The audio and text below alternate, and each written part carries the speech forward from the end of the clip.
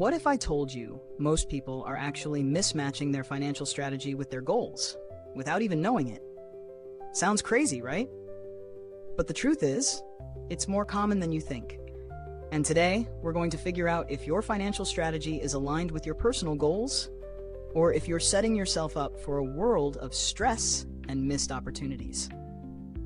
Welcome to Factful Finance, where we cut through the jargon and make money talk make sense. If you're looking to transform your finances, hit that subscribe button and let's dive into the world of mismatched financial strategies.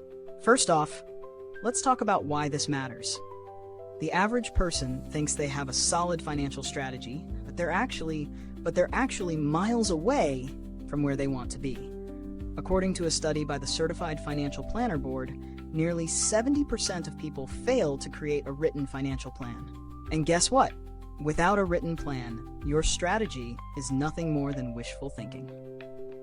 Now, let's be honest here. A mismatched financial strategy doesn't mean you're not trying. It's not about being reckless. In fact, many of us are doing the right things, saving, investing, budgeting, but it's just not in the right proportions.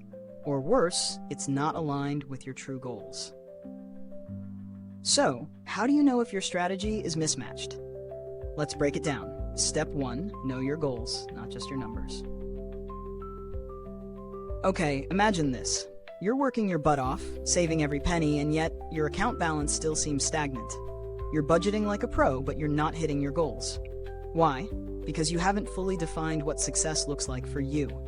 If your strategy is purely based on numbers, say, hitting a certain retirement amount by age 65, or saving a specific sum for an emergency fund, you're missing the bigger picture.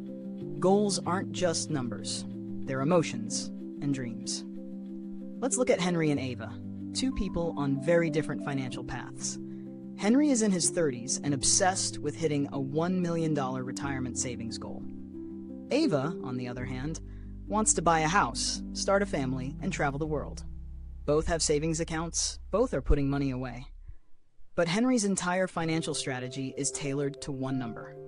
Ava's strategy, however, is centered on her life goals, things that actually matter to her. So ask yourself, what do you really want from your money?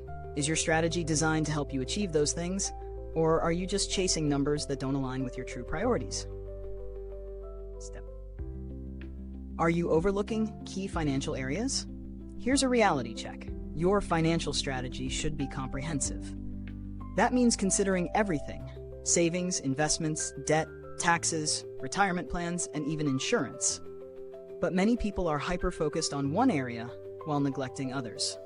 Take Emma, for example.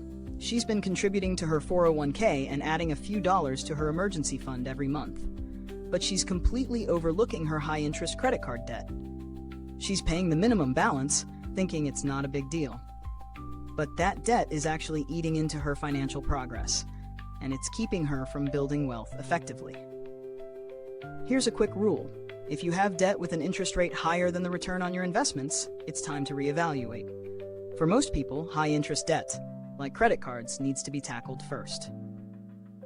Step 3, risk tolerance. Are you pushing your limits? I get it. Investing can feel like a high-stakes game, and it's tempting to jump into the latest hot stock or cryptocurrency. But have you ever stopped and thought about your risk tolerance? Or are you letting the fear of missing out FOMO drive your decisions? Let's take Noah and Olivia. Noah is playing it super safe, putting everything into bonds, and while he's not losing money, he's also not growing it significantly. Olivia, on the other hand, is all in on tech stocks and speculative investments. She's made huge gains, but at the cost of a roller coaster portfolio. Neither strategy is wrong, but neither of them are ideal for their respective situations. Noah's biggest mistake? Not balancing his portfolio to match his long-term goals. Olivia's? Letting her emotions drive her decisions without assessing the level of risk she's willing to take. Here's the truth. Your risk tolerance should match your life stage, goals, and financial capacity. If you're closer to retirement, you don't need to be 100% invested in risky stocks. But if you're young, it might be okay to take a few more risks. Step 4. Check your emergency fund. It's not just about saving. You know that feeling when life throws you a curveball? Maybe it's a car repair, a medical emergency, or unexpected job loss. Your emergency fund is supposed to be there for that. But are you properly prepared? According to the Federal Reserve, almost 40% of Americans can't cover a $400 emergency expense without borrowing. Not having a robust emergency fund is a massive red flag. And the worst part? It could be preventing you from taking on smart, calculated risks like starting a business or making an investment, because you're too worried about what-if scenarios. When planning your emergency fund, don't just go with the general rule of 3 to 6 months of expenses. Consider your lifestyle, your job security, and your health. For some people, an emergency fund could mean 9 to 12 months of expenses.